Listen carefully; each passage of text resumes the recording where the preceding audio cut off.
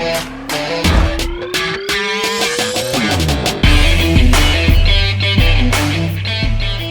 right, welcome back, everybody, to another episode of Entertainment Evolved. We are like halfway through season 7 right now. That's crazy to think, but I have with me right here today from Coffee and Lore, returning to the show, Loren. Welcome back. Thanks so much for having me. You know, I love coming on here. I love having you on, and as a matter of fact, it was the first 2 episodes of this show where I immediately was like, we're going to talk about this on the podcast, because I really wasn't sure what I wanted to do this season. I have plans to go through and do all of the Christopher Nolan catalog, other than the Dark Knight trilogy. The reason I'm going to leave that out is because I actually just reviewed that over on Superhero Homies. We actually just did a rewatch and a review of all 3 of those, so you can check those out. So I do have plans to go through and do that entire collection, which I'm excited about. That will be really awesome. I loved the Dark Knight trilogy stuff that she did with our friend Ace. Dark Knight trilogy is by far my favorite Batman. Oh, yeah. So yeah, for sure. How could it not be? I know, right? So, yeah, can open. Here we go. Got to get that ASMR on there.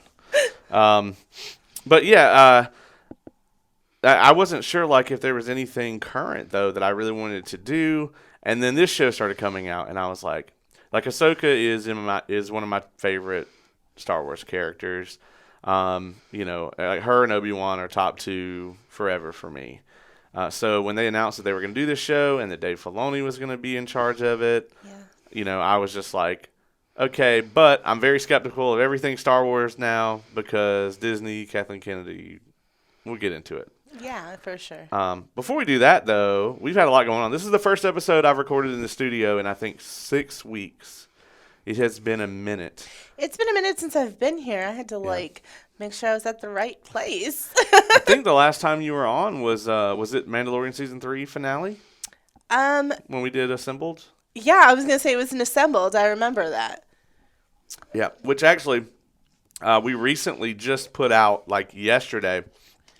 We did a podcast Assembled with Tavern Notice Board. Our friend Dylan doesn't have a podcast. And then Superhero Homies, we actually just reviewed Baldur's Gate 3. I cannot wait to watch it. It popped up on my suggestions for Spotify, but I've been really hardcore in the Massverse right now, so I haven't really watched anything outside of Ahsoka. So I can't wait to watch it, though, because I'm loving Baldur's Gate 3. Yeah, so I will say that we know that most people haven't finished the game. I mean, none of us have finished it, actually, at the time we did the review. But Oz, Ace, and myself we're all very deep into the final act. So we all said, we can review this. Spoilers for the review. Everyone gave it a 10.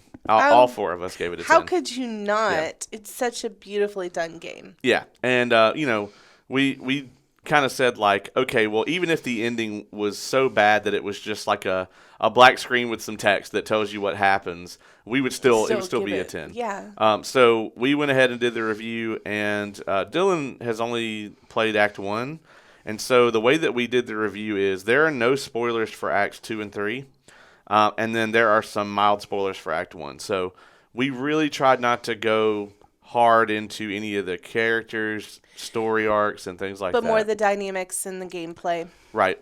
Also because I know about 15 people playing Baldur's Gate, and they're all playing different games, basically, because every decision that you make kind of puts you in a different game, so one little choice that you make early on in Act 1 could have huge ramifications in Act 3. I've had a lot of people be like, hey, I went and did this fight, and it was really difficult. And I'm like, what? I didn't do that fight at all. Like I never encountered this, or that person is dead in my game, or, I talked my way out of an earlier situation, and so I never got into this. Like, it's just crazy how many variations. And I am playing as a cleric who is 100% trying to talk herself out of all altercations. And that's an awesome way to play the game. I mean, because I'm not a conflict girly, I'm a magic girly, I'm a knowledge girly. So yeah, I'm sure my gameplay is vastly different than most people's, or the difference between my husband and mine's gameplay is I so bet. insane. Well, mine, I originally started it off like most of the time with an RPG like this, Mass Effect, Knights of the Old Republic, what have you. My first playthrough, I'm going to be a good guy. Yeah. And then I'll usually go and do an evil playthrough after that. But quickly I realized that Baldur's Gate is not that kind of game. Like, that's not really a thing. So I'm playing a druid, and so I started playing from this character's mindset of, I'm going to protect nature. Like, if you are harming nature in any way, Then you're my enemy. you're dead. Yeah. And so that's kind of how I'm playing it, and it's been very interesting and really fulfilling. So still playing it as like a morally good type of character. For sure. But also with a bit of like that druidic wrath in there too. So Absolutely. It definitely scratches the D&D itch. Oh, God. For sure. yeah, it's the closest recreation of D&D that I can possibly imagine. Yeah, I am not a huge gamer. I've not played a ton of games. I can probably name 5 or less that I've spent any amount of extensive time on, and one of them is Animal Crossing, so it doesn't even count for some people. It counts. But I think it's a beautifully done game. That's a really good representation for D&D. Yeah, I agree. We're also, I think this weekend, we're going to be putting out a review for Dragon Con 2023. I just got back from there, as you can see on the shirt. So jelly. We visited, so the first night we got there, we visited the Monk's Meadery, which is the oldest meadery in Georgia. And this is their shirt, they do a special Dragon Con brew every year. Nice. So they actually did 2 this year. So they did the Dragon's Nectar, and then they did the Imperial Dragon, which is a stronger version of that. And it was actually my favorite of all of them. But we went there and we did a flight, and I got a bunch of their different meads and stuff, and it was That just incredible. sounds so cool. Like, it's not even part of Dragon Con. It's just something you did separate. And I'm like, I want to do this thing. Yeah. And well, and also, if anybody is at Dragon Con and doesn't want to go to, make the trip over there, they have a tent in the Marriott. So it's not as cool as going there and being able to do all the flights and everything, but I think they sell the Dragon's Nectar and maybe the Imperial Dragon at their tent in the Marriott too. So you don't have to leave the con, but it is a cool kind of thing you can do that you can only do during like that time of year during Dragon Con. I want to go so bad. Yeah. I want to go so bad, but I would 100% have to tag along with you because my spouse is not going with that many people. My child is not going with that many people. So I have acted as a Guide. Dragon Con guide for many years. Partially because my first year that I went, I was so woefully unprepared. My roommate at the time, basically, I'd never heard of it. And he said, hey, there's this thing going on in Atlanta this weekend. Do you want to go? oh my gosh. And then this was like on a Wednesday, right? And Dragon Con starts on Thursday. And I'm like, sure, fuck it, let's go, And I have no idea what we're getting into. So it's like we stayed at a friend of mine's house. And we took the MARTA bus to the MARTA train, and then took the MARTA train into Peachtree Center, and then went to the con. And this was 11 years ago. This was my 11th Dragon Con this year. No, 12 years ago, because 2020 it didn't happen. So this would have been like 2011, I guess. So we go there, and I am so unprepared. I don't have the app. I'm sitting there looking in the book, trying to figure out where things are. And, like, things change after they print the book, too. Like, things get moved around and delayed and everything. And, like, we don't know we don't know about panels or, like, we didn't even know who was going to be there, or That's insane. or anything. Yeah. So we're just there. We don't know where the vendor hall is. We don't know about the arcade. We don't know about anything. And we're just meandering around aimlessly at Dragon Con and have no idea what we're doing. And so from that experience to now, I have really perfected, like, you need these items in your bag. You need, to know where this is. You need to have your schedule mapped out. It's a very, very laid out, planned out thing now. It's kind of become a thing where, if somebody's new to Dragon Con, never been, they'll hit me up and I'll go, yeah, sure. You need all of this, and this is what you need to expect. And I think I'm taking Sophia to her first con in January, which I think you will also be at. is that the Amazing Con? Yeah. Savannah? Yes, I will definitely be there. She has 2 cosplays I think she's going to do. She doesn't know we're going yet. It's going to be a Christmas gift. You know, I really should start. I think this is what I'm going to do for 2024. Do more cosplays? Yes, also that, because all of those fucking Cosmere cosplays at Dragon Con, it hurt my heart that I was not, that I did not do my Dalinar one. So that is, I definitely have got to get a Cosmere cosplay together for next year because we're going to Dragonsteel Con. So when and where is that? That is in Utah. That's Brandon's convention. Right, I've assumed. And Kay and I are going in That's November. so cool. Yeah, so we're going to be there for the release of Stormlight 5 when it happens. That is so cool. Yeah, I'm so hyped. I can only imagine. Yeah, so we're going to Utah in November. It's going to be great. Probably going to be like 10 inches of snow on the ground or something. That's okay. Make snow angels make the best of it. It's going to be super fun. I have a SJM cosplay that I really, really want to do. Yeah? You know I like the dragons. And so there's a wyvern rider named Manon who is a BA character in the Throne of Glass series. Yeah. And so I want to do her cosplay. And then I found some dragon wings for Odin. I don't know if he's going to wear them, and obviously he's not going to go to a con with me.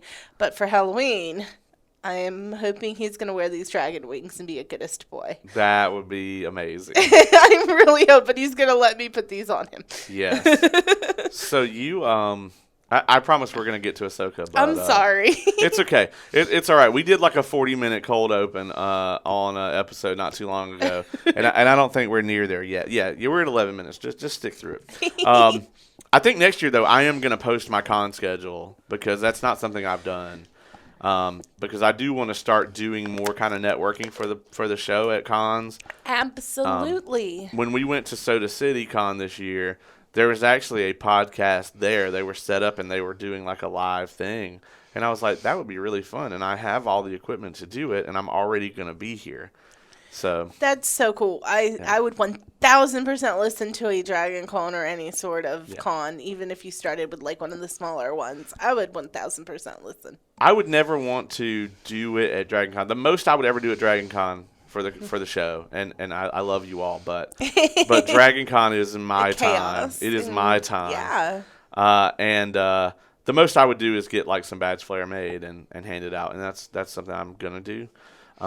That's really dope. But I don't want to do anything more than that at that con because that con is for me. Yeah, that's it is my your thing. treat every year. Exactly. So, it is what it is on that. I just finished. I added it to the shelf over there. I just finished Yumi and the Nightmare Painter. I cannot. I'll probably do a review of it later. Once another human that I know finishes it. It'll be soon for me. I just finished the one behind you. Yes. Trust in the Emerald Sea about 2 weeks ago. Speaking of your show, yes, he just reviewed this beautiful creature right here. And as a matter of fact, you can catch a short review from me on my channel as well of this. It's actually just me in this room talking about the book. Because, I finished it, and I immediately ran in here and just cut the camera on and went, That's what I did with it, too. Yeah. It was one of those that left me with so much to say that as soon as I finished it, I was like, and action. Yeah. It's tremendous. I really love both of these books. If I had to pick one, it's Yumi for me. But I really loved both of them. I actually did not think I was going to like Tress because it is not my kind of book. But I loved it, I really loved all of it. I loved the Cosmere tie-ins.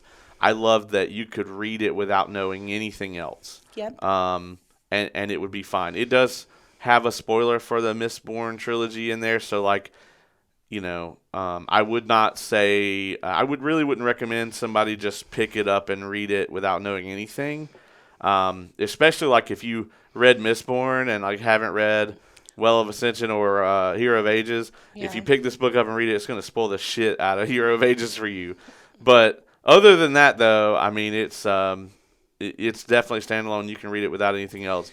Yumi, you won't get it. Like, you won't get all the little things out of it that I got, but it doesn't spoil anything, and it's, it Yeah, doesn't I think touch anything. a lot. I like that a lot of his secret projects can be read as, you know what I mean. Yeah. They add to it when you've read all of the Cosmere, but it can be done. Yeah. I mean, I've had people be like, I really want to read these secret projects. What do I need to read before them? And I'm like, Everything to really get it. yeah, so Here's 12 here's books. the list. You should read all of these and all these novellas and stuff. And then sometime next year, you get around to reading Tress and Yumi. Yeah. But I would recommend doing it that way. But if you really know that you're not gonna, if you're not gonna read, the like probably 7,000 pages to get you there, then like if you just know you're not going to do it, then by all means pick up either one of these and just have a blast, because I think Brandon's evolved as an author. Yeah. To the point where like these are just absolute joys on every page right now. I agree. I think Warbreaker is pretty close to the best one that you could read and not, you're not going to quite get maybe like one thing, but Warbreaker's pretty standalone, I would say. Oh yeah, you can absolutely just pick up Warbreaker. Yeah, there's a couple of things that come into play later in the Stormlight stuff. Yeah. But as far as anything that you need to know for Warbreaker, no, you can just pick it up. Yeah. Yeah, I've recommended Warbreaker to about 3 friends. Yeah, so. Emperor's Soul, same way. You can just pick that up. Loved Emperor's Soul. Yeah, that's such a fun one to just like binge. If I know somebody that reads a lot and they're like, hey, I want to try out Sanderson, like I used to tell them to read Mistborn, and like that's still absolutely where I would tell people to start. But I have a couple people where I've been like, hey, look, if you can get a copy of Emperor's Soul, that's a good place to start. And they'll read that and go, I need more of this. And I'll be like, well, fortunately for you, there is a whole lot more. Here you go. I also like to recommend the Audible, because the Audible is a dramatic acting. So every character has their own voice, and it is really good. I have it on repeat in my car quite often. Yeah. It's so good. So that brings me to your Tress review. I checked that out recently. Yeah. I also finally got to watch your 5 books that underdelivered, overdelivered, etc. And that was great. So check that out over on Coffee and Lore. And I actually, is it Wednesday? Yeah, Wednesday. There will be a small redaction to that list. Not a redaction, but I went back and reread one of my books that I said was did not get as much hype as it deserved. Yeah. Because in doing my research for the video, I kept seeing really negative reviews on Goodreads on this book, and I was like, I read it the week it came out, and I freaking loved it. Yeah. Now, granted, this was very early in my sci-fi reading life. Like, I was a historical fiction girly or supernatural. I would read vampires and things like that. But very, very, a long time, most of my reading journey, I have only really dabbled in very world-building fantasy and sci-fi probably for 2 or 3 years. Right. And so when I first read this, it's the Ernest Cline novel. When I first read it, it was top-tier sci-fi for me. Right. But I challenged myself to go back and reread it a week ago. And I did not redact the fact that it's a good book. But you'll have to watch and see my opinions on a few things now. All right. So that's coming out Wednesday? Wednesday morning. You can check see. That out, yeah. Yeah, if you do watch my 5 over, 5 under video, you can see what I got to say about a reread. I recommend it because, you read more than I think anybody that I know. I mean, I am at currently, for this year, 107. Very nice. And Tress was your 100th, which was Tress was my 100th read. Yeah, I was on the fence about Tress and another book that had been highly recommended to me, The Lost Apothecary, and I'm so glad I went with Tress because it blew The Lost Apothecary out of the water. I promised you would not regret it. No, I am so glad I went with Tress. I think there was probably 50 times in that book that I was reading it and went, Lauren will love this. Next page. Lauren is really going to fucking love this. Next page. And I loved every ounce of it. Like, between that book and Warbreaker are really tough on me for my favorite Sanderson work. Now, my favorite in, like, a series of his, I would have to go Words of Radiance. Yeah. But as far as standalone stuff by him, I can't pick between Tress and Warbreaker. I just can't. I think they're both whimsical, fantastic, comforting reads. And there's just no... We talked about that a little bit. A lot of my friends are doing these book brackets where you have to pick a favorite book of the month and then they battle until you get to one in the middle. There's no way on God's green earth I could ever do a book bracket. Oh, I now kind of want to do that with, like, the Cosmere. Like, I will send you the link for the book bracket that I have. It would hurt my soul. It hurts. You and Kay did something similar to that. Yep. So, Kay and I, the Crochet Fairy, check her out. Absolutely, she's amazing. Yes, we did our review. Well, not a review, but we did a ranking of the Cosmere, and we didn't specifically go like 1, 2, 3, 4. We kind of did it like S tier, A tier, B tier, whatever. And, it just, even that was tough because she wanted everything to be like at the top. And I was like, you got to let me drag Well of Ascension down to the bottom. Mm-hmm. But it was a fun episode. Really loved that. But we did, it's mostly spoiler free. So... if you want to know what the cream of the crop is, you definitely can check that out. At some point in the future, though, I really would love to do a spoiler filled one. I would love to be on it. One, maybe once all the secret projects are out. That video, though, forced me to read Lost Metal. Yeah. If you remember, I read it immediately after watching that video because I was like, I haven't finished this series, and I have to. Yeah. So. Yeah. Super good. Yeah, I have a lot of love for Lost Metal. That was one for me where I had pre-ordered the book and I had read online that like some of the Barnes and Nobles are breaking street date. So I went to every Barnes and Noble within like driving distance of my house looking for it, and they were all like, "No, it doesn't come out till tomorrow." I'm like, "Yes, I know." I got up the next morning. I didn't want to wait for the package to come, so I went when they opened and bought a copy. Because I was like, I need a loaner copy of this anyway. It's fine. So, I remember. I want to do a Mistborn reread eventually. I'll have to dedicate a month to it, like I'm dedicating Throne of Glass to September. Yeah. Because I want to read Lost Metal the way that it deserves to be read, which is in succinct succession of the others. Yeah. Just because sometimes with me in lengthy series with a lot of characters, I get too muddled with too many books that I've read in between. So I want to read it the proper way. I enjoyed the hell out of it the way that I read it, which was, a couple of months after I read the others. But I want to read it in like a vacation mode style type of thing. Yeah, I'm actually probably going to do a Stormlight reread next year before 5 comes out.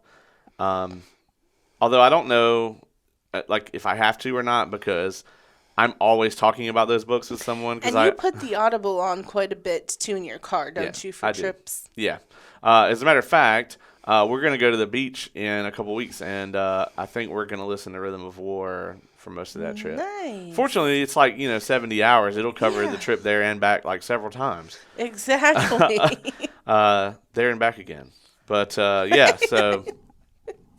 that being said, I guess we can get to the main event here. Yes. So, as I said earlier, I absolutely love this series. I have been a huge Ahsoka Tano fan forever.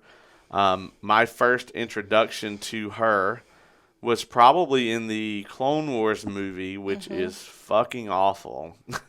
But over time, I started to really like her, and I know a lot of people that are really into Clone Wars, and I understand, there's a lot of talk about this now. Clone Wars and Rebels are both really difficult to get into, mainly because, I don't like the animation style of early Clone Wars. I don't like the animation style of any era of Rebels. I just don't like it. But both of the shows start off very geared towards kids. They're very That is my problem. I am an Anakin Skywalker fan, you guys. I have been for 20 plus years. That is my favorite Star Wars character to ever grace the realm. I don't care and I don't want to hear any negativity. But I cannot watch Rebels and Clone Wars because I don't like the anime. I have tried Yeah. in the past, however long they've been out, multiple times to get into these. And as an Anakin girl, I'm like, I need this information. I need these time frames. And unfortunately, 1000% cannot get into it. Yeah. I'd tell anybody with Clone Wars, skip the first 10 episodes. Just skip them. You go right into like an Ahsoka and Asajj Ventress fight. And you may not know what the fuck's going on, but it's better than watching those 10 episodes. And then around season 3 is when the production value of Clone Wars really kicks up and like the animation gets a little better.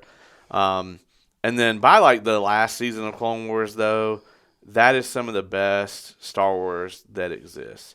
And and that's like the Siege of Mandalore and all that stuff. And it's unfortunate that that it's buried so deep in there because that's like most of season 7 is what was going on in episode 3 of Star Wars during Revenge of the Sith when we weren't following Obi-Wan or Anakin. Most of it is through like Ahsoka or some of the clones' point of view, and we're kind of seeing what happened. And I hate when any subject matter does that. Like, it's like, oh, throw away the first or second season. You got to get to this season. Me too.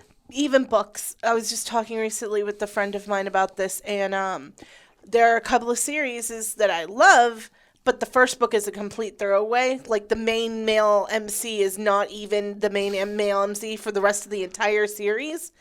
I hate that shit. Yeah. I can't do it. Like, if somebody tells me this is a great show, you just gotta not like the first season is just bad, and I'm like, how many episodes is the first season? If it's like 8, maybe, but like if it's a book series and they're like, well, the first one sucks, but like you really got to get not happening. I'm not even gonna do that. That's what took me so long with Throne of Glass, dude. So the series as a whole is very, very dark, and it's gritty, and it makes you get really into it. But the first Throne of Glass book, I'm sorry, you guys, and I've said it many times on my freaking channel, it's trash to me. It's just not good. Because in the prequel short stories, if you read it in the correct order, the last short story of the prequels, a devastating death. Yeah. And then it jumps right into Throne of Glass with 2 new love interests. And you're like, I don't give a fuck about any of these people. And it took me 3 more books to get back invested into this series. Yeah. And I just think SJM is notorious for doing that, but I can't do it. And so with Clone Wars, it's probably very similar. Like, those first couple of seasons, I can't get through them. Yeah, it's pretty rough, but it is crazy how good some of the later stuff is. And there's some good stuff in Rebels as well, but it takes a while to get into that. Like, you could tell with all of these, like with both of these series, it's like, and this is really just my theory. Mm-hmm. So this series is the showrunner's Dave Filoni, who I think is the best person to run Star Wars. Like, anything that has his name on it is gonna be really good. Like, he is the true like apprentice to George Lucas. I agree. You can see his passion in it. You can see he knows his information. His characters, like he writes them or directs them the way that I feel like they should be in real life. That's how they are. Right. Yeah, I mean he's got probably more knowledge of Star Wars than anybody, even George at this point. And so Clone Wars was kind of the way I see it went was George Lucas was heavily involved at the beginning, and he wanted to make a kids Saturday morning cartoon show, and Dave Filoni wanted to make Star Wars. And so, as George became less and less involved, by season 7, he's not involved at all. It's just Dave Filoni running it. And he created Ahsoka. That's his baby. Love her as a character. I love her arc through those shows, which, by the way, full spoilers here for everything except including the first 4 episodes of Ahsoka. For sure, because there's some stuff that happens that I have been waiting to talk about. Yeah, so tune out now if you don't want to be spoiled. But yes, just I mean, her arc in Clone Wars, where she's Anakin's Padawan, which is not an easy thing to be, because he's so reckless himself, and she spent so much time around Obi-Wan also. So she has so many influences from both of them. Very differing people. Yeah, and her time as a Padawan too, from day one was in the middle of the Clone Wars. Yeah. So she was very close with her, her troops as well, with the 501st. And so going from that into everything that she goes through in the Jedi Order, her leaving the Jedi Order entirely, and then, everything, of course, that happens with her mentor, with Anakin, and like his downfall and everything, and her guilt of having to live with that of, if I had been there, could I have stopped him? Like, would he have gone to the dark side if I had been there? And she's never going to have the answers to those questions. And you can tell that it haunts her and it torments her. And also too, like, the other thing about this that's so tragic is if you have not seen Tales of the Jedi on Disney Plus, so good, absolutely watch it. But the kind of horrifying thing that they foreshadow in that is Anakin trained her to fight clones for hours and hours and hours. And that's when she adopted the second saber, where she does the 2 saber stance. And she is incredibly good at fighting clone troopers. I think she's one of the best Jedi fighters that I have seen, like, just strictly fighting. Yes, absolutely. And when Order 66 happened and her troopers turned on her, she had to slaughter them. Yeah. And, like, she had worked side by side with them, day in and day out. And, like, that haunts her as well. So, just her arc and like all the tragedy involved in it. To she's get such to a where great the character. Ahsoka is now. Yeah. Because like you can see the haunting in her. Rosario plays it fantastic. She does such a good job. She does. I loved when we got her in Mandalorian for that one episode, and then in Book of Boba Fett we got to see her and Luke on screen together, and I loved that. That was probably my highlight of Book of Boba Fett. Yeah, that episode. Oh, so good. And I'm just like, this is incredible. And then they're like, we're going to do an Ahsoka show. And I was like, oh, yes. So I was really worried about how they were going to do that, though, because everything that we've gotten kind of in the live action stuff, the Jedi, Sith, whatever, the Force users are very much either... Like, it's either a side character, they're kind of in the background, or we have Grogu, who's very early on, like, using his Force powers. Yeah. This is a fully trained veteran Jedi as a main character, so I was like, well, how is the show going to handle that? And I think within the first 10 seconds, I was like, okay, now I'm not worried about that anymore. No, absolutely. I think they do a really good job with the Force use and everything.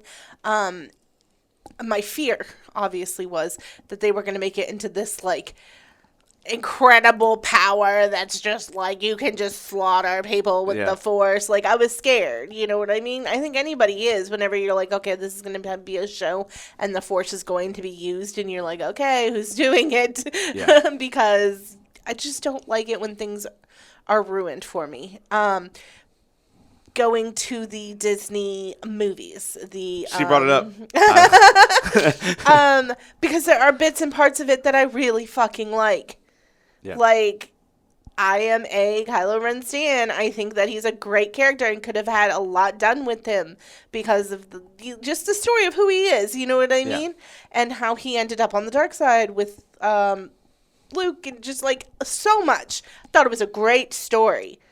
But they just made it so cringy and so over the top and so, I don't know, like, there's something was not clicking. All the lockets were not together.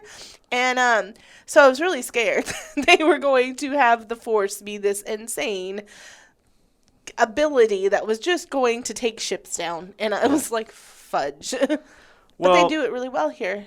I think I had the exact opposite concern. Oh, I thought wow. that they were going to downplay it because other than Rey, like Disney is really bad about that in the sequels where, in the prequel trilogy when you see like the things that Anakin or Obi-Wan or Mace or Yoda can do or Sidious, and then you go into the sequel trilogy and it's like, okay, we have a fully trained Kylo Ren, and yeah, I get that he got shot, but like he's losing a lightsaber fight to somebody who never picked one up before, and like Yeah, that's what I thought they were going to lean towards, was that overwhelming power of, like, yeah. I could have just seen Ahsoka standing there and then, like, bringing down this, like, it was a lot. Yeah, so I actually thought that maybe they might try to like downplay her as she's not this incredibly powerful, character, because she is like, really, one of the major threats of like the Obi-Wan show is like the Inquisitors and stuff, and like Ahsoka fucking kills a lot of them. Like, She do. yeah, she's not. You really don't want to trifle with her. As a matter of fact, I mean, other than Luke, at this point in time that this show takes place, she's one of the most powerful characters in the galaxy that we know of. But they actually adequately displayed that, and I really like it. No, I 100% agree. I think they hit it right on that perfect middle of what you were scared of and what I was scared of, Yeah. and they found that perfect midline, and they did a really good job. So as somebody who probably wasn't familiar with some of these characters, I want to get your take. So we get introduced to both Hera and Sabine in the first episode, but we didn't get a lot of Hera in that episode. So I'm going to save that for a second. But what did you think about Sabine when she was introduced? Sabine is a great character, but she is also every single reason why I could never be a Jedi. Because I will bend like a mofo if you threaten somebody that I care about, or somebody I care about is missing, or etc. Like I would do some shady shit. Yeah. So she explains every reason why I love Anakin and every reason why I could never be a Jedi. Yeah. So I love her as a character. She is probably one of my favorites in the show. Sabine has such an interesting history that they don't have time to really go into. They do the best they can with the limited time they have. Right. But her arc is so interesting because, she actually used to wield the Darksaber. She had it before Moff Gideon got hold of it. And so, and if I'm not mistaken, correct me if I'm wrong here. If I have this wrong, try not to flame me too bad, Star Wars fanatics. But I'm pretty sure that she's actually the one that handed the Darksaber over, if I'm not mistaken. So I think that, God, what's her name in Mandalorian? My brain just blanked. The female Yeah. general type person. Yeah, she's like, she had the Darksaber. I can picture her little blonde bob. Oh my God, I feel terrible right now. I have to look this up. I can't. Yeah. My brain just completely blanked out. That's okay. We'll get her name. But so is Sabine in, like, does her story, I've read online like some fan fiction and stuff to do with her, but is her story in Clone Wars or Rebels? Freaking Bo-Katan, jeez. Yeah. Yeah. So Sabine's, so her story actually kind of starts a little bit in Clone Wars because Obi-Wan has a relationship with her mother. And then, so Sabine Obi-Wan has a relationship with her mother? Yes. Interesting. Yeah, so Sabine is Mandalorian royalty. And, not his kid. Yeah. So she kind of comes up through that. Like, she probably was the rightful heir to Mandalore. And I'm pretty sure she's the one that hands over the Darksaber to Bo-Katan. Nice. And so she has such an interesting history there. And then she gets very close to Ezra, who they're looking for now. Yes. Ezra made the self-sacrifice to basically to take Thrawn away from the galaxy so the major event that happens in Rebels that drives this show is Ezra basically has the Purrgil, which is the giant fucking space whale things. Yeah. They basically take Thrawn's ship out of the galaxy to where they are now, to where these characters are all trying to get to. Got it. And I had read a little bit up on it because, like I said, I had not watched Rebels. I've read a lot of fan fiction from this time frame because, obviously, being an Anakin girl, read a ton of Clone Wars and Rebels time frame fan fiction. Yeah. But I have not watched the show, so I did do some reading up on these characters and why they were going through what they were going through after the first episode. Yeah. Well, and the reason that this event is so important, not only does it take Thrawn and Ezra out of the picture, but if Thrawn is there during A New Hope, then like the rebels all die. Yeah. And the Death Star is there, and like that's the end, and then that's it. Like the Empire just crushes the rebellion, and that's it. Because Thrawn, and this is gonna come up very soon, is not to be trifled with. So he's a bad mofo. yeah, like in the like structure of the Empire, you have the Emperor, and then you have Vader, and then you have Thrawn. Like in the like ranks of like you don't want to fuck with this person.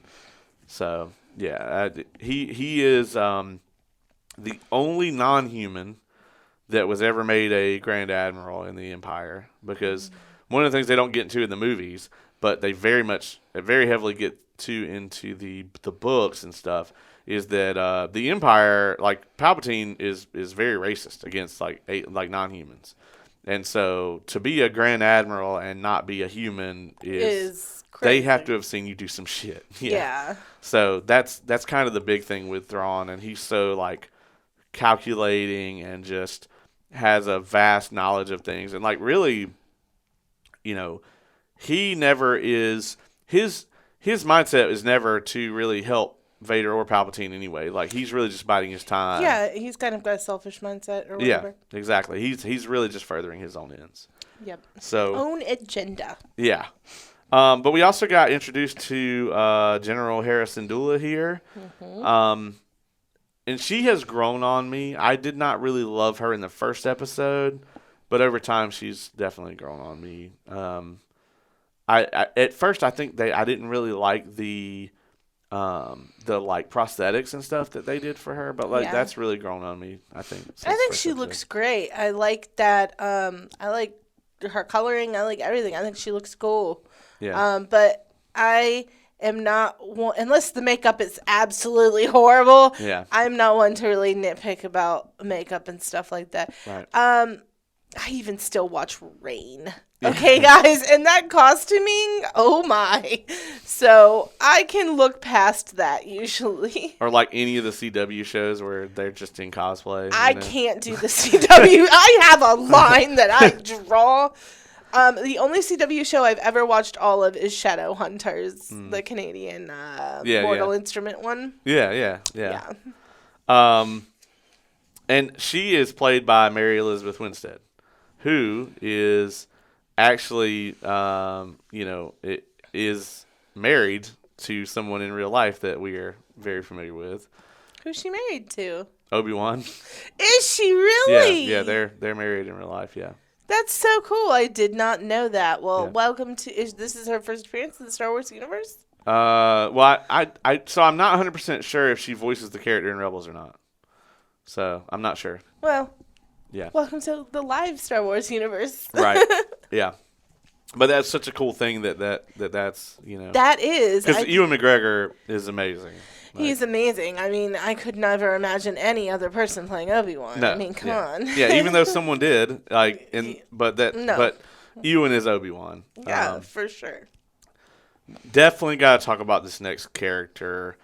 We are introduced to Baylan Skull and his apprentice, Shin Hati. Yep. Baylan being played by Ray Stevenson. So good.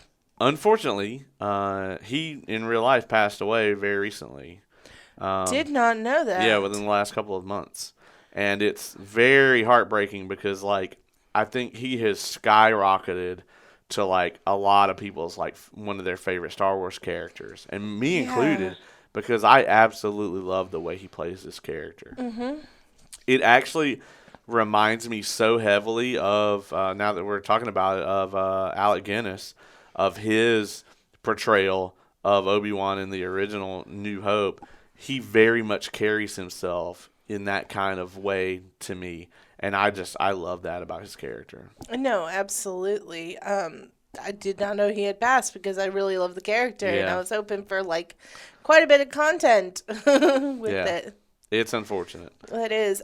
Shin is kind of kooky with her powers. That bitch crazy. Like, I've been watching this with Kay, and like when she showed up the very first time, I was like, "Nah, that girl crazy." she has it in her eyes. Yeah, you can see. Yeah, you could just tell that like there's crazy no telling what she's gonna do. I was like, "Nah, she is crazy." Yeah, you can tell it immediately. And there's been a lot of times in the show where I was like, what is she going to go off the rails and do? No kidding. And it's also interesting that they almost have that Obi-Wan and Anakin, like a dark side version of their kind of relationship, where you have the older, wiser kind of Jedi, and then they have this reckless as fuck apprentice. And, you know, the older Jedi is he's probably going to keep his word and, you know, whatnot, but their apprentice also could cut you in half. So, you know, there's no telling what could happen. Exactly. As we found out. He's got to keep her on a tight leash. Yeah. Out of the people on this list, I think Morgan Elsbeth might be my least favorite of the characters. Was she in anything else? Like, because they opened this first episode with her prison break. So correct? She's the person Ahsoka fights in Mandalorian. Okay. Yeah, the chick that had the Beskar spear. Yeah. Yeah, so that's that it? That's the only where we know her from. Okay. So they're trying to establish that she's a night sister or whatever, but I'm like, why are you human then? Because she doesn't seem like a night sister. They really need to develop that character more if they want us to like care about what happens with that one. That would be. Honestly, I know you have another flaw that you've talked to me about that I'm sure we'll talk about. It's a minor thing, but yeah. But I think that honestly her character development is the only thing that like is ticking at me a little bit. She's more like a plot device than anything else. Yeah, I absolutely see that. But I need an explanation for why the fuck she just looks like a regular human, but nobody else from Dathomir looks that way. Like Darth Maul is from Dathomir. Doesn't, you know, it's like Yeah, I just, for the fact that they opened this season with a significant thing like her prison break, I'm like, okay, tell me more. Why? Yeah. I really think she's going to turn out to just be a plot device here. But I have to talk about, most people are just now being introduced to Hu Yang, which is Ahsoka's droid.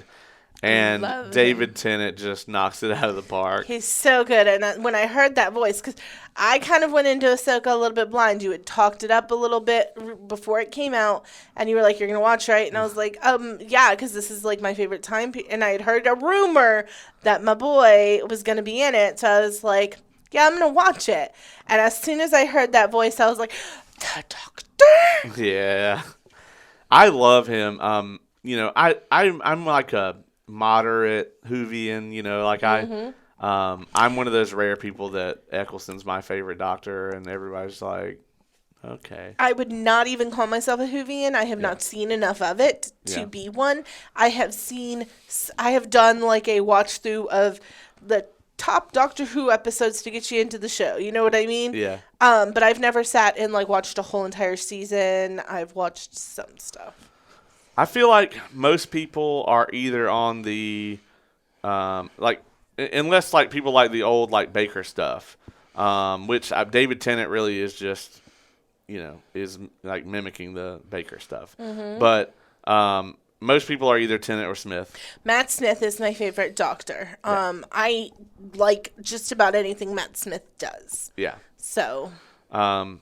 He has such a horrible track record. Like, not him personally, but just him getting like cast on shitty things. Like you know, he was the villain in Morbius, and he did a great job. Okay, I was gonna say I haven't seen it, but Morbius is awful. And then he was in like the shittiest Terminator movie, which most of them are bad, but like he's in like the worst one. The thing with Terminators is you got to watch him for the vibes, man. Yeah. You got to watch him to have a moment and watch Terminator. I don't know how else to describe it. I had somebody the other day that was like, they were like, Dark Fate is like the worst Terminator. And I was like, it's worse than Genesis? And they were like, it's the second worst Terminator. And unfortunately, Genesis is the one that he's in. He plays like the fucking AI or whatever. And I'm just like, come on. But he was, David Tennant is tremendous here. My favorite thing he's ever done actually has nothing to do with the Doctor. Wonder if it's going to be the same thing as mine. You go first. Purple Man and Jessica Jones. Fuck yes! Yeah. Literally, I was like going to say that. He was fucking haunting in that. Scared the shit out of me.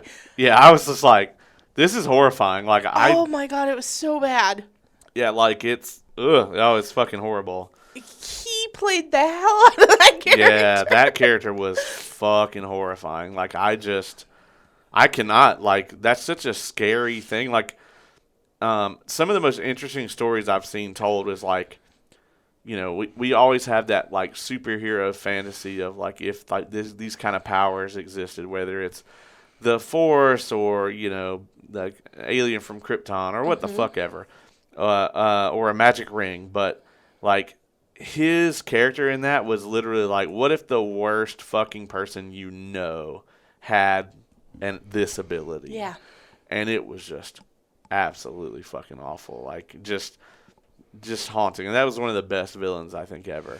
Yeah, I 1000% agree. As He soon as you it. said that's not my favorite thing David Tennant's been in, I knew what it was going to be. Yeah. It was like Jessica Jones. Yes. So getting into the first episode here, I got to admit, like, the first two episodes, like, 1 and then 2, like, 1 feels to me almost entirely like they're trying to get you caught up if you haven't seen Rebels at all. Yeah. Which is good. I appreciated. Yeah. As somebody who hasn't seen any Rebels. Now, like I said, I knew the basic characters because I do read a lot of Star Wars stuff. And I read probably a vile amount of Star Wars fan fiction. But I had a familiarity with at least your Ahsoka, your Sabine, and I had at least heard of... Hera. Yeah, Hera. Yeah. Thank you, General Hera. Yeah. So there's a lot of catch up in this. I love the scene where Ahsoka initially found the map. Mm-hmm. And like she was doing all the stuff where she was she like cut the holes out from under the droids and stuff, and like it was just an awesome display of what she's capable of. Yeah. And like if you haven't seen, like if you're gonna watch, if you're just coming into the show blind and you've only ever seen the movies, I would say at minimum watch Tales of the Jedi on Disney Plus. For because sure. That, I mean, you can do that in an afternoon. I think the whole thing is maybe 3 hours long. Because they're like 17, 20-minute episodes. Yeah, something like that. It may not even be 3 hours. But you get a really good explanation. You actually find out how Ahsoka got her lightsabers that she's using currently at the end of that. So would definitely recommend watching that. We get the Morgan Elsbeth escape in this episode. We get kind of introduced to Baylan and Shin. We also, you know, get a little bit of Hera, and Hera is telling Ahsoka, like, hey, listen, if you want to crack this thing, you need to go to Sabine. Yeah. And you can tell that Ahsoka knows that's the best place to go, but doesn't want to go there.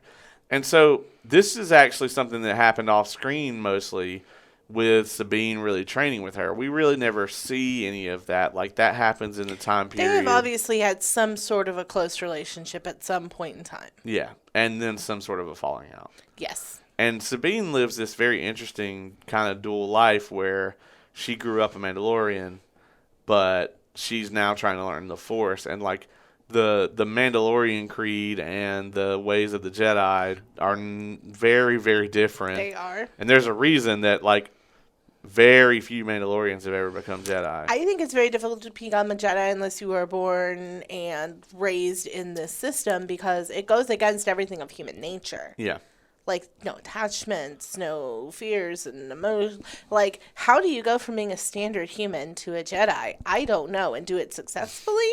Yeah. Like... Well, and not the order as it was at Yeah. this point, you know, which was kind of like one of the reasons that they had such a huge downfall, was their kind of rigid, kind of dogmatic kind of view of how the Force was, and everything. So absolutely, my boy needed help. Right. He did not get that help. Right. And things transpired. Yeah. Yeah, I mean, it's the whole thing where it's like, you've seen the meme where he's like, talking, or Anakin's talking about how he hates the Order and everything, and then Padme's like, well, then quit. Yeah. Like, the just Order leave. 100% made Darth Vader. Yeah. I really do believe. Well, I don't know about 100, but they Okay. definitely didn't make it easy. No, absolutely not 100. Obviously, there were other things intact, and he had to have had those negative thoughts and things present already. But they definitely fed that flame. Yeah. They fanned it, in my opinion. If they had trusted Anakin, then Palpatine probably would have went down. And that would have been it. 100%. Yeah. So this is probably the thing I hate most about this show, is this fight at the end of the first episode where Sabine gets stabbed and doesn't die. And I hate it a lot. They have got to stop doing this. Yeah. I watched 1 and 2 back to back. I did not wait. I think the only ones that I've actually waited a whole week to go in between was 2 to 3 and then 3 to 4. Yeah.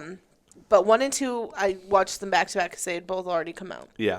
And so I remember the end of 1 being like, go on and play the next episode. I know that bitch ain't dead. Yeah. That bitch is not dead. I knew they had not cast Sabine this well just to kill her off. In the first episode. But, like, the Reva stuff in the Kenobi show has really, like they've just got to stop doing the lightsaber stabs and then having the person just be all right. Like, yeah, because then it takes away from the lightsaber. Like, Yeah. You know what I mean? This is this incredible weapon, and if people are just it's like, let's make a wrestling relation. Here we Yes. go. A finishing move. Yeah. That is supposed to be just devastating. That's it, But then you yeah. have people keep kicking out of it. Like, what the fuck? Yeah, Like, it and it's takes gone. away the respect of the finisher. Yeah. Because if you think about it, if you get stabbed with a lightsaber, nothing that saber touched is gonna heal back. That shit's cauterized. Right. So if your intestines or what the fuck ever, that's just not gonna heal. No. Like it doesn't. Even the bacta tank isn't gonna heal that shit.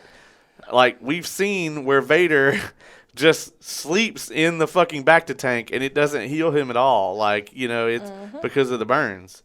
So yeah, like, stop doing that shit, please, Star Wars. Like, absolutely. Adding this to, like, they could have done where she got, like, slashed across, because tumbled off of a hill. Then there's just a scar. Yeah. But, like, the stab thing, like, come on. If that's the case, then how come my boy Qui-Gon ain't okay? Tell me Right? exactly. Right? Yeah, he was gone. Yes. Episode 2, however, I thought really picked up. That's kind of where we got. So they steal the map, they take it to Cetos, and we get the kind of plan revealed here of, they're gonna go and get Thrawn, and if I like that the show does a good job of building up the threat that he represents. Yeah. Because a lot of people don't know who he is. Right. But Thrawn is such an important character in Star Wars because after the original trilogy came out, there was all of these novels, that came out that are not canon any longer, but it was the expanded universe and everything. And easily the best and most famous of all of those novels was the Thrawn trilogy, with Heir of the Empire. And this is where we have our three main characters, with Han and Leia and Luke, and they all get absolutely, like, pushed to their limits in the fight against Thrawn. And it's just such a great story, and it's so important to the canon that they actually had Timothy Zahn, also who was at Dragon Con. Disney hired him to come in because all of the expanded universe stuff isn't canon anymore. They hired him to come in and write a series of Thrawn books that is canon. And so, like, when did those come out, or are they out? they are already out. Yeah. Okay. And I don't know if there's going to be another one or not, but I think there's 3 or 4 that he wrote that are all canon. Novels about Thrawn.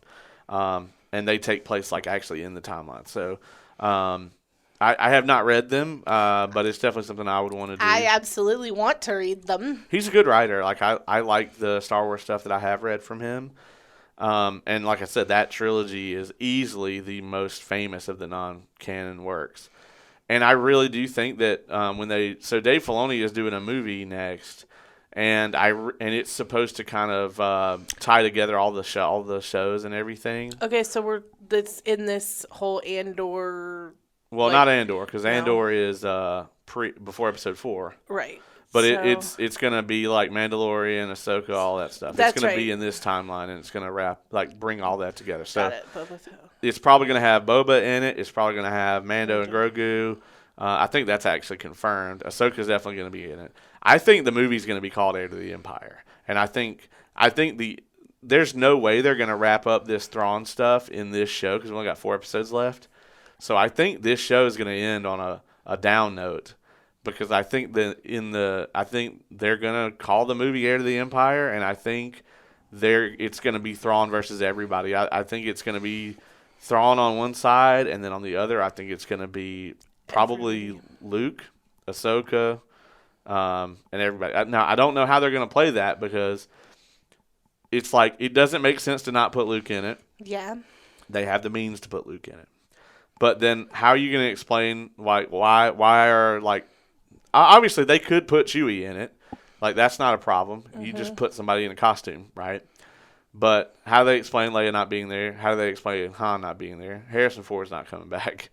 Now, there have been rumors that Aiden Ulrich, I can't pronounce his last name, that played him in the Solo movie may reprise the role for that. I liked him in that movie. And they could always have Leia, or they could always have Carrie Fisher's daughter play her. Yeah, I was going to say.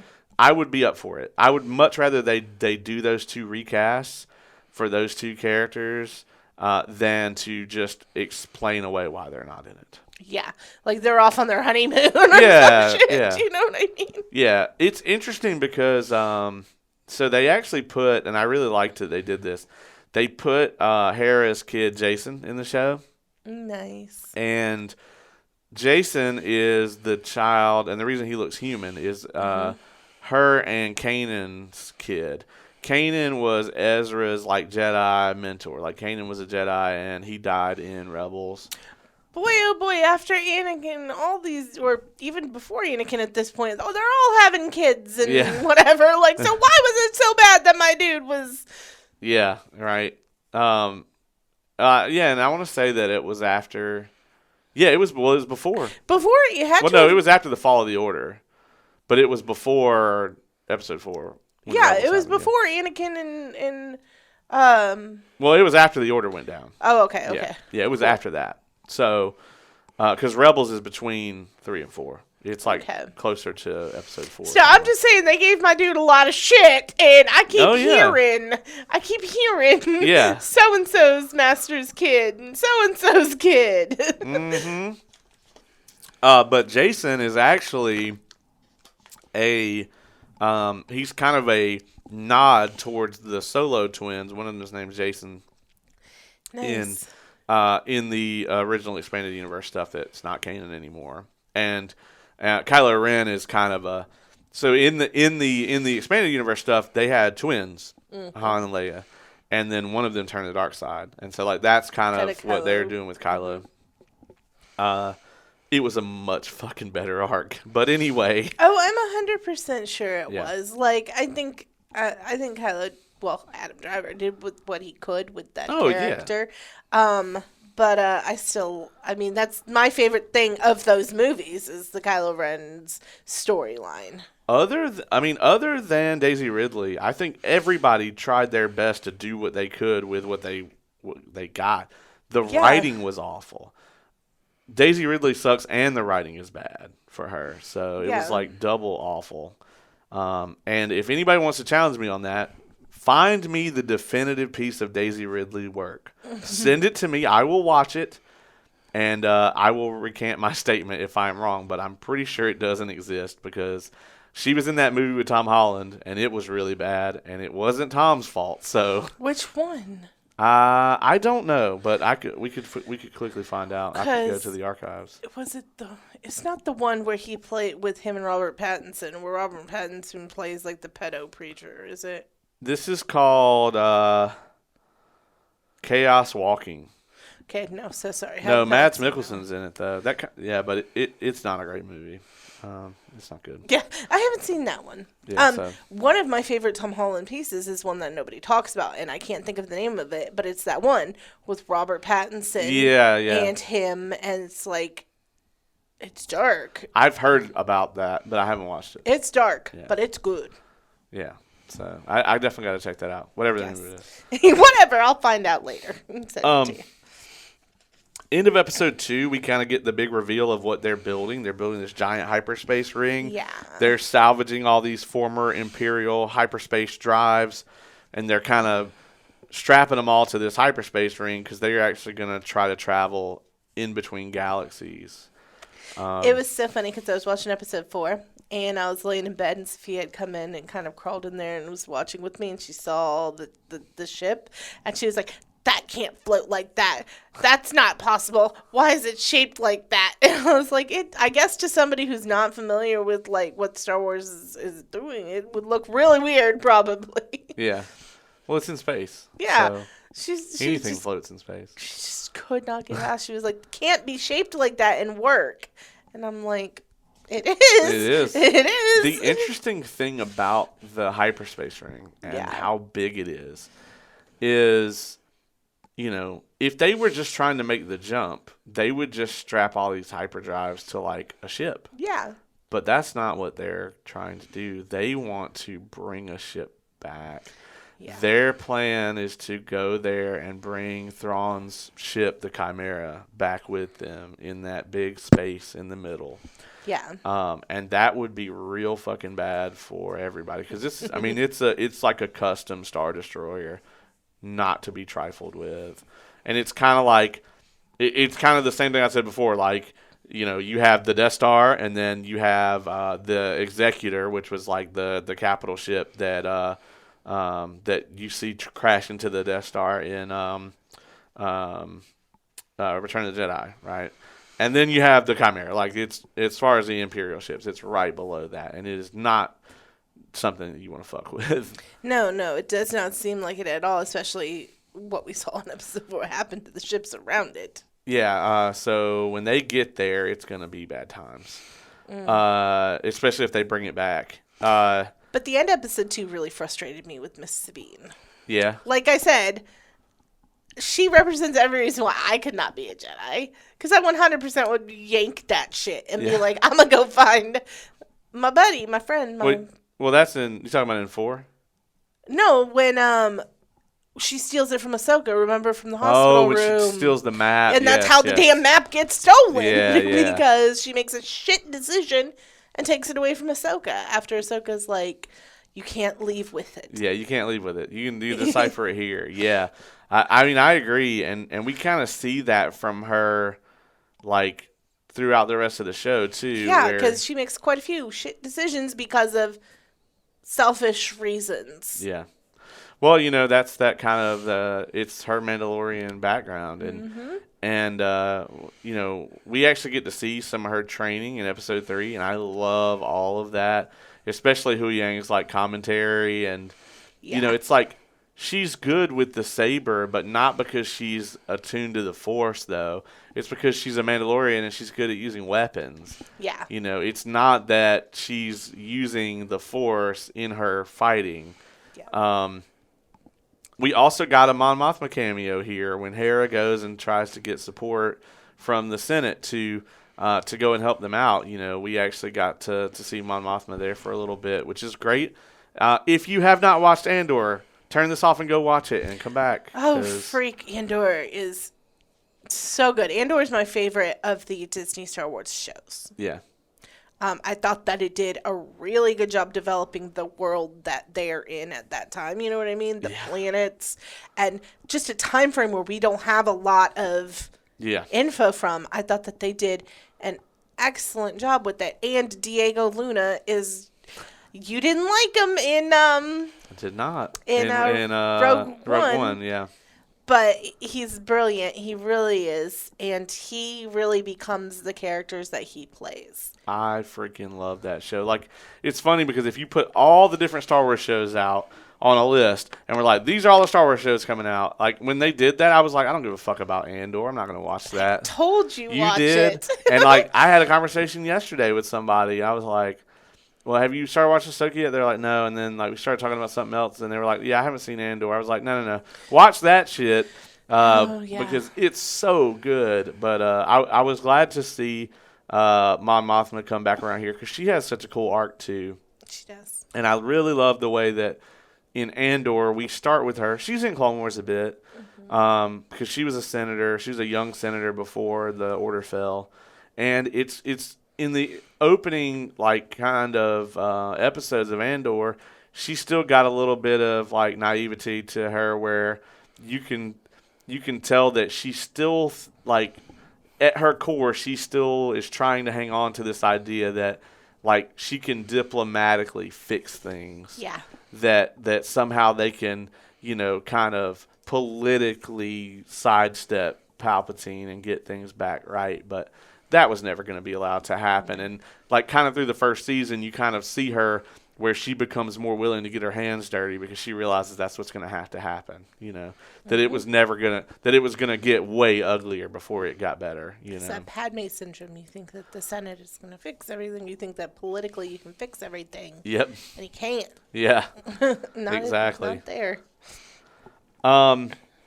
So at the end of episode 3, we kind of were left with our heroes stranded because they ended up getting shot down.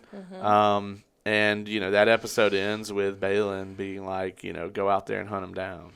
And then you get episode 4, which I think is so far the best episode of the season. I think episode 4 is better than the entire fucking sequel trilogy.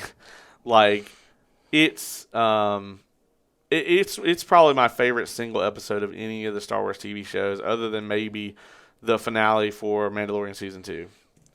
That's about I wouldn't go that far because it was a little heavy in the combat for me. I liked a little. There were things that had a little bit more character development that I preferred, but this was an excellent episode for this show. The dual saber, like. See, the thing that I love about this, there was all these theories about Merrick, about who he was going to be and all this other shit, and he was just like a resurrected corpse or whatever. Yeah. Elsbeth used her Night Sister shit to, like, resurrect one of the Inquisitors, I guess. And it was just a nothing thing, which I loved because I love when the internet gets into, like, baseless theory crafting, and I just kind of sit back and watch it. Yeah.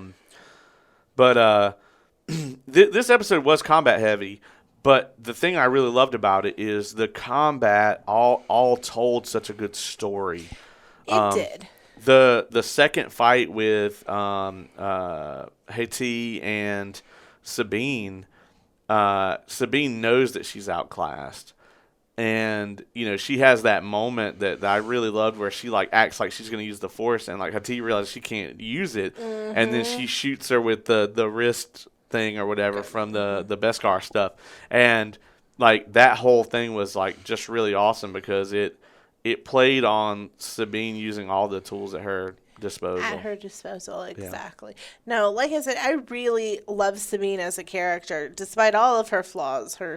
Because I relate to Sabine, you know what I mean? Like I said, I feel like that is me as a character in that, like, I would make probably crappy decisions. Yeah. And, like, so, yeah, I really loved that scene where she kind of had to utilize what she had because she didn't have the Force. Yeah.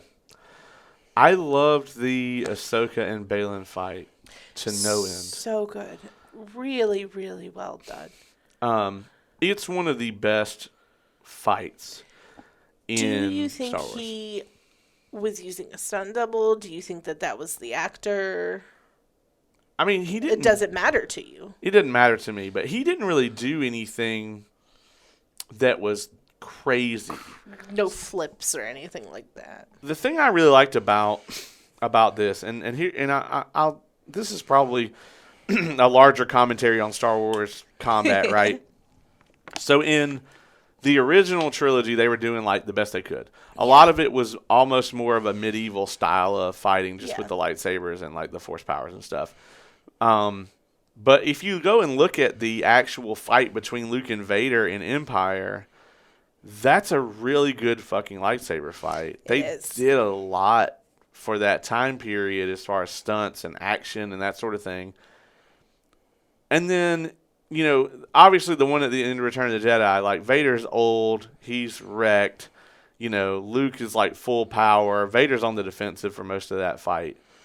Mm-hmm. Great fight also. Great. But then you go into the sequels, and it's like, well, let me go back.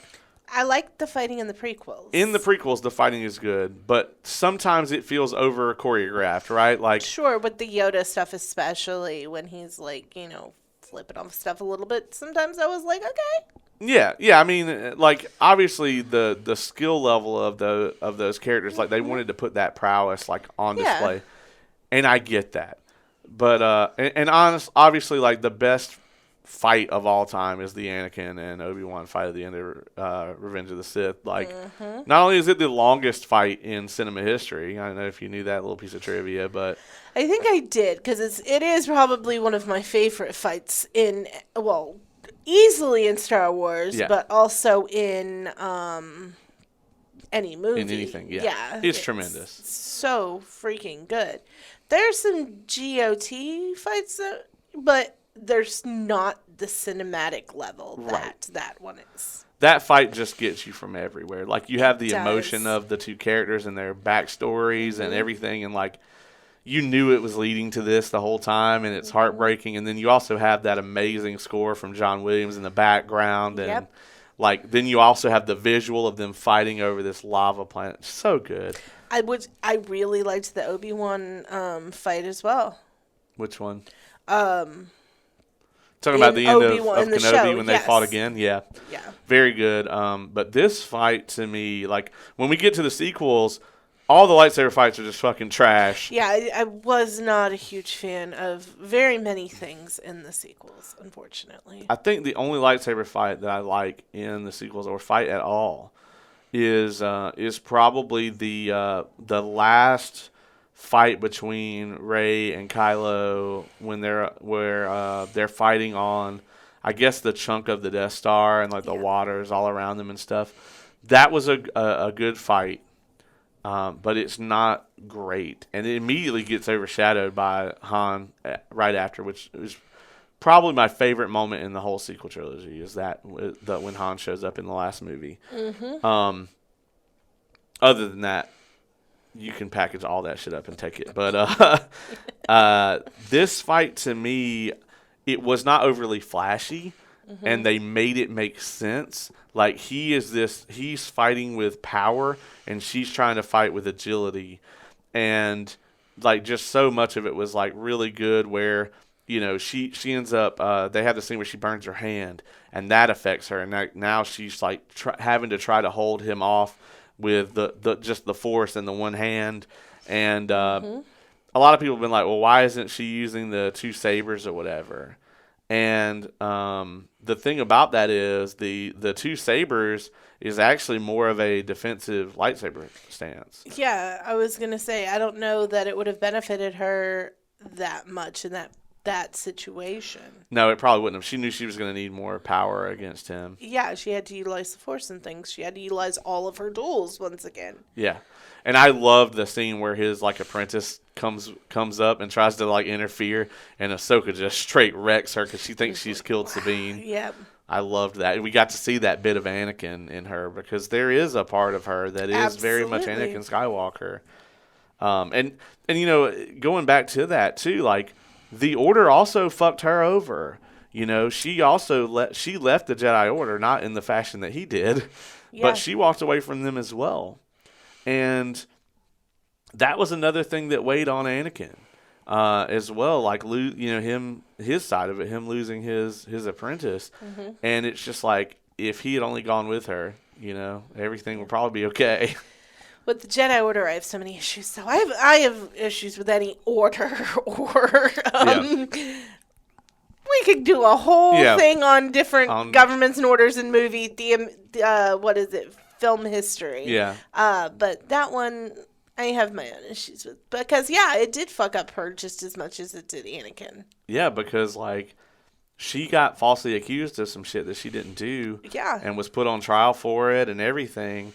And then like when it turned out like that none of them trusted her and everything, she was just like, well, all fuck right, you too. Well, I'm out, Yeah, exactly. Like they had a big issue with believing in people. Yeah. And I don't know. I didn't see maybe Anakin, but especially Ahsoka. She didn't really give him a reason. To not believe in her. Yeah. So. I mean, just being Anakin's apprentice was enough, apparently. Apparently. I don't know. But I loved how this fight just, they took everything into account. And it was just so well done. And like you see from the very opening, like him trying to get in her head, he starts it off. And, Anakin always spoke so highly of you, just immediately trying to affect her. And it was so well done. I really loved all of this, all the interactions between these two characters. I 100% agree. I thought it was so well done, and that fight just really brought some things full circle. Even going to like Clone Wars and things like that, it just was really good. So let's talk about the end. So Ahsoka ends up somehow here in the World Between Worlds, as it's called. Yep. Which is a thing that was in Rebels. Mm-hmm. They didn't really explain it. They were just like, this is what's happening. Mm-hmm. So she is essentially in a kind of like pocket dimension of the Force where time is kind of irrelevant. So we don't know that this is Anakin's Force ghost. It could be actually him. We don't really know. We don't yet. I'm hoping they're going to explain it more in the next episode. I don't think this is going to be a simple cameo. I think in the next episode we're going to get more between the two of them. And I fucking love it because if anybody needs a redemption arc in this damn series for the amount of shit that he was given, and I was alone on the mountain, I felt like. The original trilogy is his redemption arc, if you think about it. But, no, I'm talking about Hayden Christensen as an actor. Yeah, for sure, yeah. Like, it feels so good when he does events like for the Obi-Wan show or now for this, and people cheer him and, like, love him. He caught so much shit, but it's like, that's the character, Yes, it really was. And I thought he played the character so freaking well. He did. But there was a long time frame where the prequel was the sequel. You know what I mean? And I was never on that bandwagon. People loved to talk shit about it because it wasn't what they wanted from it. Yeah. You know what I mean? The first movie was too kiddish or kid-based. Phantom Menace is bad. Like It is my least favorite of the three. My favorite of the three, I think, is the second one. Yeah. But because it's a romance story. Hush. But no, I love a lot of things. I love when when Obi-Wan goes and they find out that they're building the droids and things like that. Like, there's a lot of lore that they kind of answer in that episode. And but all the Boba Fett backstory stuff was that so was good exactly it. The name was kind of leaving me, but I didn't want to say the Mandalorian guy. You know what I mean? That's like there's so many of those. Exactly. But the Boba Fett backstory and just so much of it was so brilliantly done to me. That is my personal favorite of the movies. But I just love the redemption arc that I feel like Hayden Christensen is getting. That is well deserved. He quit acting. Yeah. Because of the amount of shit he was given. Yeah.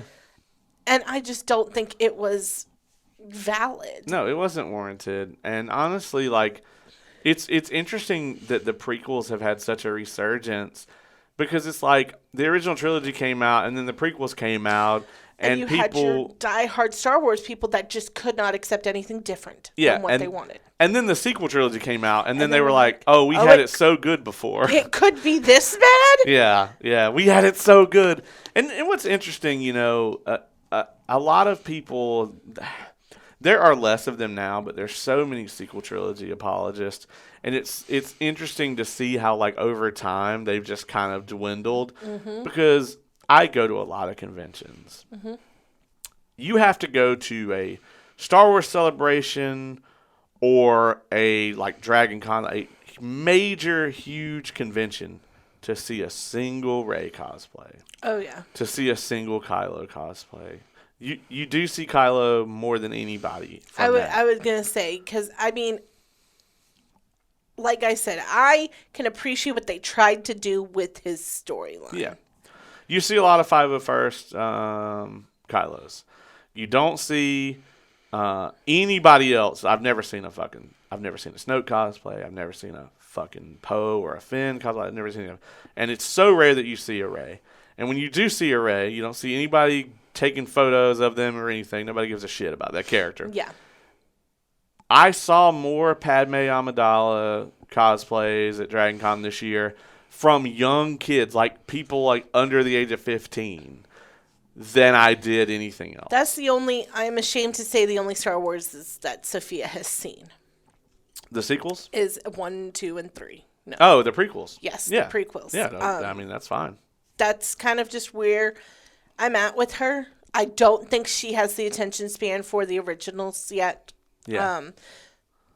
And the sequels, I mean, I don't think she would be into. Yeah. I think she's seen the first of the sequels because I wanted when it was coming out and everybody was like, Rey. I was like, a female Jedi, like I really want to show this with Sophia. And she was probably 5 or 6, so I know she doesn't remember it. Yeah. But I do think that we watched the first. And then after the first of the sequels, I knew this wasn't for me. So I watched the remaining, but I didn't show them to her. Yeah. Last Jedi seems like it would be awful for a kid to sit through. I mean, it was awful for me to sit through. Yeah. But for different reasons. Yeah, for sure. But I am just so happy to see Anakin. Yeah. Like, I physically made a squeal. I gotta say, it's gonna be interesting to see what they do with this. There's a couple things they could do. One of the, I mean, so obviously, like one theory is that they're just gonna go off to this galaxy and have a whole separate storyline in like a different galaxy and just kind of separate the canon. And Sabine is gonna be the one that's kind of in the current timeline a little bit. Well, I don't know. So like, here's the thing. So if you take this whole thing to a different galaxy, like maybe they bring Thrawn back in this show, and then they have the movie, and then maybe at the end of the movie, maybe Ahsoka, Ezra, whoever, maybe they go back to that other galaxy. Because they've got to explain why she's not around in the sequels, right? Yeah. Thankfully, she was spared from that shit. You do hear her voice in 9, like at the end when all the like Jedi are like talking to her or whatever. Oh yeah. But forgot about that. Yeah. But it's entirely possible that is how they write all these characters off, and that like they could go and do a whole different thing in this other galaxy. I'd be okay with it. I would be fine with it too. To kind of have this canon that's kind of away from all the Skywalker stuff. And I think there's a large amount of Anakin that could still be shelved out. Yeah, I mean, they could. In that character. They could. What led him to where we are at the original Star Wars movies. Yeah. There had to be a lot of shit. Yeah. That's true. And we've touched on it, but I don't think we fully developed everything that they could do with it. Yeah, it's going to be interesting. Like, I don't want to theory craft too much because we just don't know. Yeah, for sure. And then you end up, saying something that you're like, well, that wasn't right at all. That didn't play out well. No. You got anything else on this before we wrap it up? No, other than my hopes for the rest of the season. I just really, really hope to see more Anakin-Ahsoka relationship because I haven't watched Clone Wars or Rebels. I don't have a whole lot of it in my Vision, and they both did the voices, right? Did Rosario do? No. Ashley Okay. Eckstein did the voice for Ahsoka, doing all of that, Okay. and Anakin is somebody else. It's not Hayden. Oh, is it not even in Rebels? Well, no. In Rebels, he's Vader already. So Okay. I think it's James Earl Jones does the voice for Vader in that. Okay. So. I will have to look that up because I swear I thought there was something he voiced that was animated, but I don't know what it is now. It may have, but I'm pretty sure he didn't. And I know that Ewan didn't do Obi-Wan's voice for that. I really wish that they had gotten Ewan McGregor for this show also. Like, I want to see all three of them together in live action. I 1,000% agree. So. But that being said, these have been really fun. Episode 5 is going to be in theaters in certain cities, not ours. Oh my gosh, you just got my hopes way up here and then dropped them in the same sentence. So it's got to be something big that's about to happen. It's got to be. So it's got to be. I think we get Thrawn's actual debut in the next episode, probably. I am like, my head spinning now. This was new information to me. Yeah. It comes out on what night does it actually come Tuesday out? night. Tuesday night. So here's the thing. Disney Plus everything is always released Thursday morning 3 a.m. Everything always. But for this, they actually changed it, and it's like Tuesday 9 p.m. is when they add it. So I know what I'll be doing at Tuesday at 9 p.m. Or maybe it's 7. It's Tuesday nights. Okay, well, I know what I'll be doing Tuesday night. I want to say it's 9. Are you going to watch it Tuesday night so I can text you about it? Or are you going to be a So here's the thing. Maybe not, because I actually have to work late that day. Okay. And I don't know what the situation is going to be, but I've been watching it with Kay, so I want to keep watching it with her, of course. For sure. But if I don't watch it Tuesday, able to text you about it. When I get up Wednesday, I'm going to be like, we got to watch this, we got to watch this, we got to watch this. So. Okay, no problem. So by Wednesday, I should be able to text you about it. Yes, absolutely. Okay. You can spoiler-free text me on Tuesday. Okay. Have you watch it. And be like, it's so good. Yeah. So.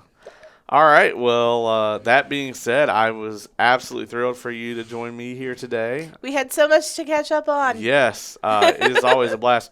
Check out Coffee and Laura on YouTube. I appreciate it. My numbers have been growing. I don't know if they're coming from here or not. If they are, thank you guys so much. Appreciate it tremendously. We're pushing it. I'll have the we have a Linktree link now. So I will put that in the description. And you can go on there and you can find everything. You can find the Coffee and Lore YouTube page. You can find our stuff. You can find Superhero Homies on there. You can find Tavern Notice Board on there. I know they just recorded an episode yesterday. I have no idea what it was about. And it is Tavern Notice Board's birthday week, so show them some love. That's right. So, yeah, I mean, definitely, I don't know what they were talking about yesterday, but it seemed like they were having a good time. So I'm sure it'll be fun. Yeah, I can't wait to listen to it. So that being said, this has been an Evolved Review, and we will see you guys soon. Laters.